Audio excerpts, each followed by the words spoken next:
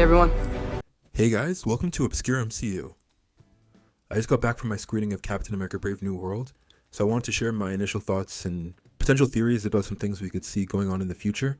Before I start, I just want to clarify, I'm in no way an actual movie reviewer or critic. I'm just a Marvel fan like a lot of you guys, so whenever they come out with something good, I'm more than happy to talk about it. So here are just my general thoughts on the movie, and some ideas that I had going forward with the MCU, some answers to some long-awaited questions we've had, some of the world building that they established, and just a few other things that I thought were pretty interesting. At first, I'll just give my thoughts, and then later on in the video, I'll get into a bit of spoilers. So it's no secret that the MCU hasn't really been on the best streak since Endgame. There's been quite a few misses. I've been pretty vocal about some of that. So my head going into this one was honestly a bit low.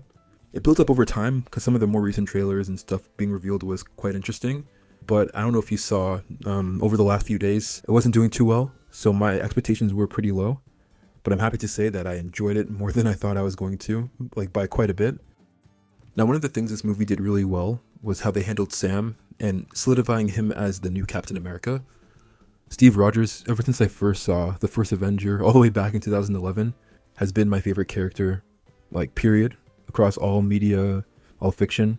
And I know some of you guys kind of share that sentiment. So when it came to him passing on the mantle to Sam in Endgame, I personally wasn't sold on it, to be honest. Like, the idea was cool. I know they did it in the comics, but to me, there was no replacing Steve. And if he was going to pass it on, I thought the logical next step would have been Bucky.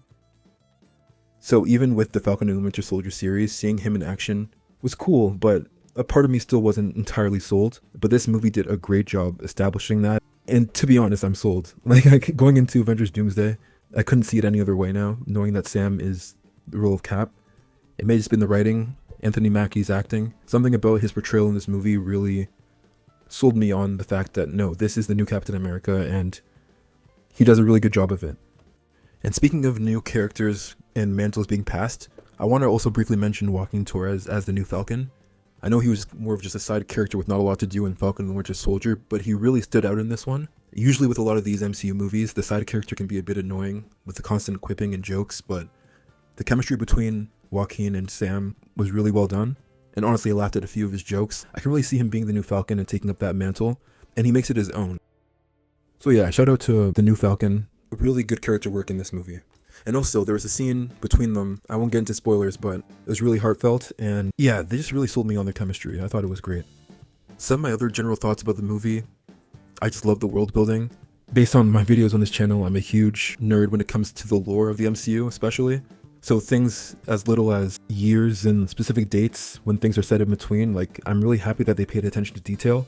I'll get into the specifics during my spoiler section, but I'm just happy to say that they've been consistent. Like, it all follows through. And some loose ends that were kind of left open after the Incredible Hulk were also answered quite well. It just feels really cohesive and well tied together. So this was a great movie in terms of just general world building and going a bit deeper into the lore. If you're following along with all these MCU movies, it's really rewarding if you're paying attention. As for the action, this was another thing that they did quite well. One of my major concerns, again, about Sam taking up the mantle was because of the lack of the serum. I wasn't sure how he would do by himself against a group of enemies, but I honestly think that just made the action scenes more compelling. Because you know he doesn't have the serum, there's more at stake when he's going up against so many people, especially when there are people with the intent to kill him. And just even from a lore perspective, ever since we first met him in Winter Soldier, he's always kind of been in Steve's corner. And even in Falcon and the Winter Soldier, after meeting Isaiah Bradley, he's always had a super soldier in contact with him. The constant training, the consistent fighting against opponents who are more powerful than him, you see all those skills have paid off, especially on display against many people in small spaces specifically. The action was just really on point. And there were even some really creative uses of the shields during combat, which I thought it reminded me a lot of the opening scene on the Lumerian Star in Winter Soldier. Seeing Sam maneuver the shield in certain ways and I guess positions that you usually wouldn't see with Steve. And even just going back to what I was saying earlier about Sam training under Steve, there was one specific fight scene that Sam had against Sidewinder, I think his name was. There's a move that Steve did in Civil War that Sam did exactly the same way, which I thought was a really nice detail. When you see it, and if you really pay attention, you'll notice it, but I thought it was pretty cool. As for the villains in the movie, it's no secret that the Red Hulk is in this thing. I would say to set your expectations, because it's not as much as I think many people are expecting. The scene itself was great, the CGI was awesome. Finally just seeing an angry Hulk again on screen was satisfying, so the scene itself was great, but don't expect too much from it. And of course Samuel Stearns again is back from The Incredible Hulk. Really happy to see how they handle his story. It's kind of what I expected, but it's good to know that he's still been around and he's been relatively consistent with the way he was introduced. The circumstances that he was placed under led him to where we see him in the movie, which I thought was great. So yeah, I don't really have a metric system for ranking these things, but if I was to give it a score out of 10, I'd maybe say like an 8.5. I genuinely really enjoyed it. Great for world building, a lot of good setup for the future, and I'm more than sold on the new Captain America and Falcon. Now this is just a spoiler warning for those who don't want to know anything about the movie. I'm going to get into a bit more details, so now is a chance to just end the video. Definitely come back and watch the whole thing after you've seen the movie yourself. Okay, first I just want to talk about the cameos really quickly. We finally see Betty Ross again after all these years. And just to kind of add to my point earlier about the attention to detail, they specifically mentioned it's been 16 years since the events of Incredible Hulk. And just to get into the lore for a second, it's canon that the Incredible Hulk, Iron Man 2, Thor, Fury's Big Week, that whole period of time happened in 2010. Places this movie in 2026, which is honestly perfect because, again, in the movie they say that Sam's been working with Joaquin for about 3 years. I know that's not really that important, but I love the attention to detail. It just lines up so perfectly. So shout out to Marvel for being consistent with the timeline. We got another cameo from Bucky, which is a really great emotional scene right after the fight at the Celestial Island.